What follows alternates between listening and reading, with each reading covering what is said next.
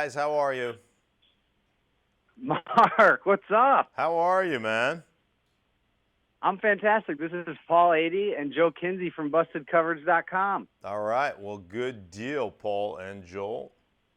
Good to be with you guys. Mark, last year you blew our minds with the greatest pitch we've ever heard of multiple products. And around my house, Mark, your name isn't Mark Schlereth. It's John Claude Van Brand. Yes. I love that. It's what I do. It is what I do.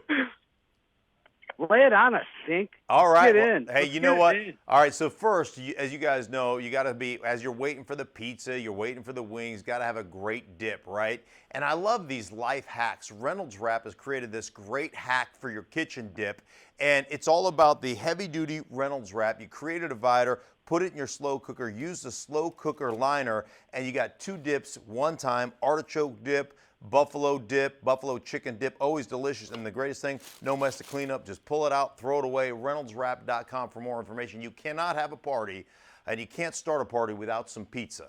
And DiGiorno crispy pan pizza, absolutely delicious. Bakes up in your own oven, fresh, crispy, hot, 25 minutes. Comes with its own pan, so the outside and the crust is nice and crispy and just a great crust, right? Caramelized, light and tender on the inside. I don't trust anybody but DiGiorno. Find out more at DiGiorno.com. Then you can't have, if you're gonna have pizza, you gotta have wings, right? And you can break away from the expected flavors using Cholula hot sauce, the greatest, ripest peppers, the freshest spices. Create own unique flavors. Enhance the flavor of your dish. Don't overpower it with heat. Great on pizza. Original green pepper, chipotle, chili lime, all these sauces. Cholula.com is the place to go. Hit the recipe tab. Look at their green pepper wings recipe. Absolutely awesome. Then clean it all up, make it a breeze with Persil Pro Cleaning Laundry Detergent.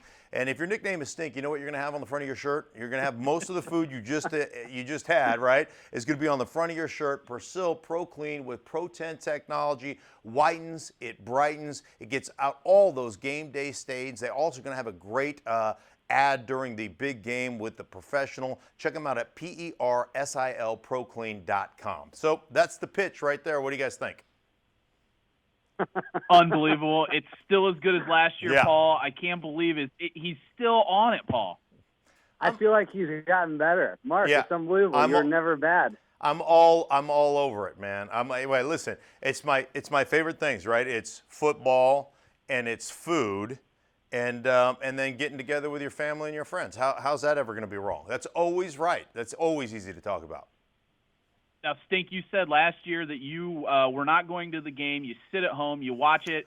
Are you still doing the same thing this year? What's the plan? Yeah, well, I'll be in Minnesota all week. And then I've got a couple of appearances Saturday, Sunday after working all week. And then as soon as my last appearance is done on Sunday, I will jump a plane from Minnesota back to my house in Denver, where my wife will have a wonderful spread, of food out there, and we'll have our neighbors over, and we'll hunker down and watch the game and just enjoy it. So you're out of Unbelievable, Paul. town Go ahead. before the game even starts. You want to get home and eat that DiGiorno. Right, hey, listen, man, I want to be on my own couch eating my food and watching it on the big screen, yeah. Unless, of course, between now and then somebody pays me to go to their Super Bowl party, then I'm going to be home at my Super Bowl party. How about that? But it.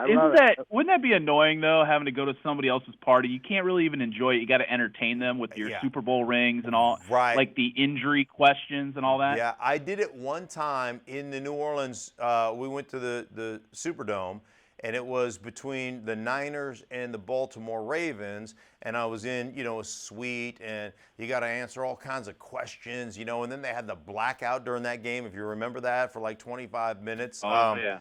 Yeah, so I would rather, just be kind of watching it on my own big screen television from my own couch. Now, Mark, a lot of these brands that you're working with have a lot to do with cleaning up nastiness and avoiding messes. Do you have a particularly nasty Super Bowl story you can tell us?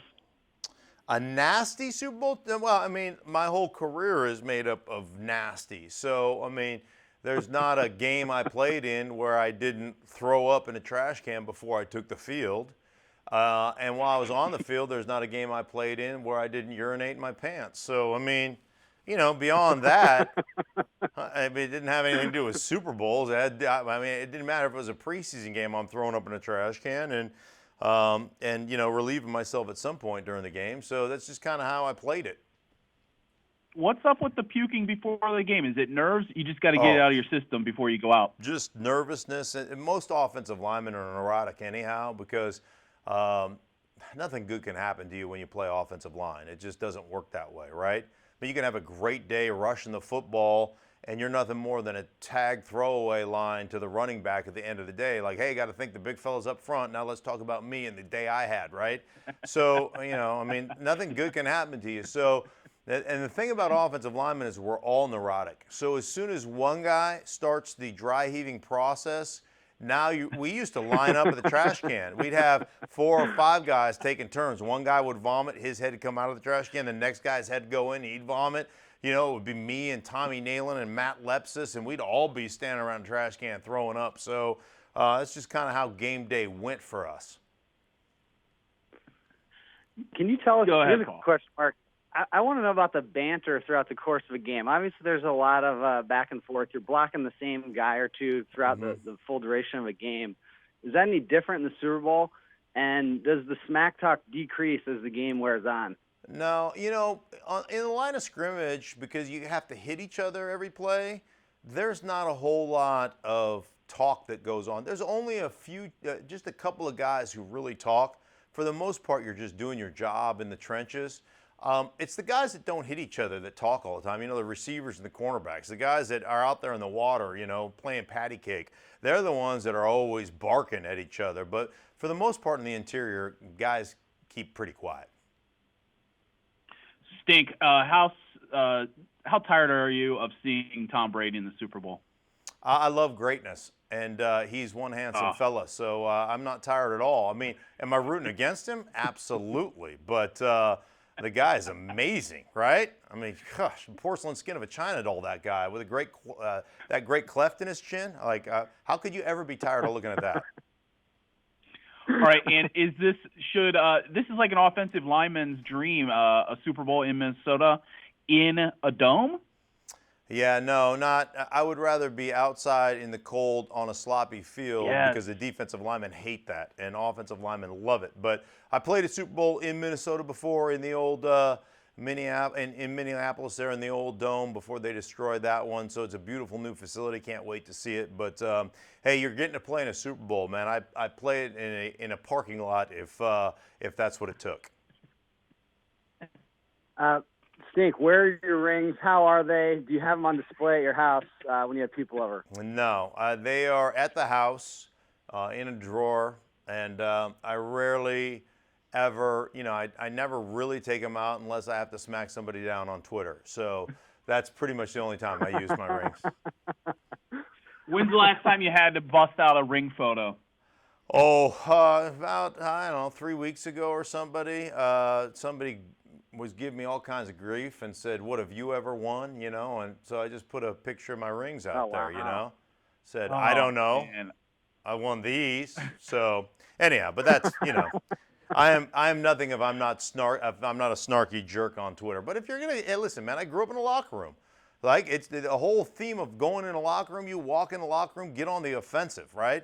It's either, you look at somebody else's weakness and make fun of that weakness before they can make fun of your weaknesses. So that's how the game is played. I lived my whole adult life in that kind of environment. All right, Paul, get one last question in. Clean up this interview and let Stink get on to more of them.